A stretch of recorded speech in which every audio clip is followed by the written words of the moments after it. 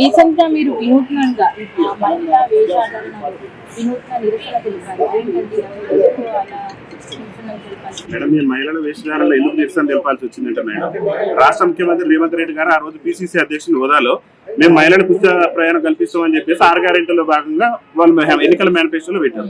అట్లనే కాంగ్రెస్ పార్టీ అభయాస్త్రం ఎన్నికల మేనిఫెస్టోలో 29వ అంశంలో వికలాంగులకు కూడా ఉచిత ప్రయాణ సౌకర్యం కల్పిస్తామని మేనిఫెస్టోలో పెట్టారు. అలా సకలాంగులైనటువంటి మా మహిళా అమ్మలకు, అక్కలకు, చెల్లెలకు ఇచ్చిన తర్వాత మాకు కూడా ఇంప్లిమెంటేషన్ చేయాల్సినటువంటి బాధ్యత ప్రభుత్వం మీద ఉన్నది కదా. అయితే రేవంత్ రెడ్డి గారు ఉచిత బస్సు ఏదైతే మహిళలకు ఇచ్చిండో ఆ మహిళలకు ఇచ్చిన తర్వాత మీరు ఇందాక అన్నారు మేడం, వికలాంగులకు మీరు సీట్ కేటాయిస్తారు కదా, సపరేట్ సీట్ ఉంటుంది కదా, ఆ సీట్ లో కూడా మహిళలు ఆధిపత్యం చెలాయించి మీ వికలాంగులు ఆర్టీసీ బస్ ఎక్కాలంటే మా గుండెలో రైలు పరిగెత్తేటువంటి పరిస్థితి ఉన్నది. నరకయాతన అనుభవిస్తున్నాం మేడం. ఈ ఫ్రీ బస్ వచ్చిన దగ్గర నుంచి మాకు అదనంగా 2 సీట్లు కేటాయించండి అని చెప్పేసి చీరలు కట్టుకొని వర్ధనపేట కాన్స్టిట్యున్సీలో మేము నిరసన తెలిపితే ఈ రాష్ట్ర ముఖ్యమంత్రి మా మీద అక్రమ కేసులు చేసింది మేడం. నువ్వు మహిళను అవమానపరిచడం అని చెప్పేసి అక్రమ కేసులు పెట్టి మమ్మల్ని అక్రమ నిర్బంధాలు చేసి మా యొక్క హక్కులను కాలరాసేటటువంటి ప్రయత్నం చేస్తున్నాడు మేడం.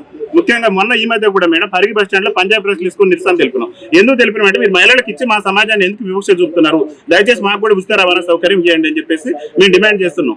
పక్కన ఉన్నటువంటి అప్పుల్లో ఉన్నటువంటి ఆంధ్రప్రదేశ్ రాష్ట్రంలో ఆ రాష్ట్ర ముఖ్యమంత్రి గారు అక్కడ ఉన్నటువంటి వికలాంగులకు ఉచిత ప్రయాణ సౌకర్యం కల్పించిండు. అక్కడ ఉన్నటువంటి వికలాంగులకు ఎన్నికల మేనిఫెస్టోలో చెప్పిన విధంగా 6,000 రూపాయలు పింఛన్ ఇస్తున్నాడు. తీవ్ర వైకల్యం కలిగినటువంటి వికలాంగులకు 15,000 రూపాయలు పింఛన్ ఇస్తున్నాడు. అక్కడేమో రాష్ట్ర ప్రభుత్వం వికలాంగుల సంక్షేమానికి బాటలు వేస్తుంది. లోటు బడ్జెట్ లో ఉన్నటువంటి చంద్రబాబు నాయుడు గారి ప్రభుత్వం. చంద్రబాబు నాయుడు గారు ముఖ్యమంత్రి అయిన తర్వాత రేవంత్ రెడ్డి గారు మన రాష్ట్రానికి వచ్చిన తర్వాత అభివృద్ధిలో మేము ఆంధ్రప్రదేశ్ తో కలిసి పోటీ పడతామని చెప్పేసి రేవంత్ రెడ్డి గారు చెప్పిండు. మరి అభివృద్ధిలో పోటీ పడేటటువంటి రాష్ట్ర ముఖ్యమంత్రి రేవంత్ రెడ్డి గారు అట్టడుగు నుండి దుర్భర జీవితాలు గడుపుతూ బతుకు జీవుడు అంటూ కాలం ఎలా తీస్తున్న మా వర్గాల అభివృద్ధిని కూడా రాష్ట్ర ముఖ్యమంత్రి ఆలోచన చేయాల్సినటువంటి అవసరం ఉన్నది కదా. అప్పుల్లో ఉన్న ఆంధ్రప్రదేశ్ లో ఉచిత రవాణా ఇచ్చినప్పుడు మీరెందుకు ఇవ్వరని చెప్పేసి మేము పంజాబ్ ప్రెస్ తీసుకొని నిరసన వ్యక్తం చేస్తాం మేడం. అదే కోణంలో ఇంకా రాష్ట్ర ముఖ్యమంత్రి రేవంత్ రెడ్డి గారు స్థానిక సంస్థల ఎన్నికల్లో మాకు రిజర్వేషన్ ఇస్తానని చెప్పిండు. మాకు రిజర్వేషన్ ఇవ్వకుండానే స్థానిక సంస్థల ఎన్నికల్లో మాకు రిజర్వేషన్ ఇవ్వకుండానే మమ్మల్ని అన్యాయం చేసేటువంటి ప్రయత్నం చేసింది మేడం.